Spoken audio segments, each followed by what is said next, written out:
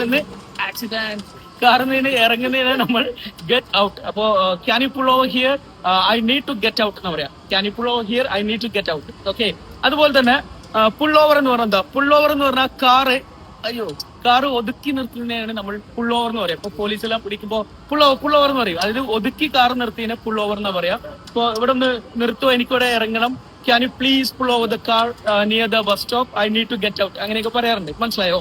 ഇനി വേറൊരു എക്സാമ്പിൾ, ഇപ്പൊ എനിക്ക് തല ചുറ്റുന്നുണ്ട്. അപ്പൊ തല ചുറ്റുന്ന നമ്മൾ ഇംഗ്ലീഷിൽ എന്താ പറയാ? I feel giddy. ഇപ്പൊ കാറിൽ പോയിട്ട് ഐ ഫീൽ ഗിഡി എന്ന് പറയും, അല്ലെങ്കിൽ ഐ ഫീൽ ഡിസി എന്ന് പറയും. ഓക്കെ, ഇപ്പൊ can you please pull over here, I feel DC, അല്ലെങ്കിൽ ഐ ഫീൽ ഗിഡി എന്ന് പറയും. മനസ്സിലായോ? ഇനി സീറ്റ് ബെൽറ്റ് ഇവിടെ ഇട്ടിട്ടില്ല. അപ്പൊ സീറ്റ് ബെൽറ്റ് ഇടാൻ എങ്ങനെ പറയാ? ഫാസ്റ്റൻ യുവർ സീറ്റ് ബെൽറ്റ്, അങ്ങനെ പറയരുത്. ഫാസ്റ്റൻ എന്ന് പറഞ്ഞാൽ അതിന്റെ പ്രൊനൗൺസിയേഷൻ തെറ്റാണ്. ഫാസ്റ്റൻ അങ്ങനെ പറയാം. ഫാസ്റ്റൻ യുവർ സീറ്റ് ബെൽറ്റ് എന്ന് പറയാം. പക്ഷെ ഒരു ഇൻഫോർമൽ സിറ്റുവേഷനിൽ അങ്ങനെ പറയേണ്ട ആവശ്യമില്ല. ബക്ലപ്പ് അങ്ങനെ പറഞ്ഞാൽ മതി. ബക്ലപ്പ് അങ്ങനെ പറഞ്ഞാൽ മതി. മനസ്സിലായോ? ഹോൺ അടിക്കുന്നതിന് എന്താ പറയാ? ഹോങ്കിങ് എന്ന് പറയാം. അപ്പൊ ഹോൺ അടിക്കലെന്ന് എങ്ങനെ പറയാ?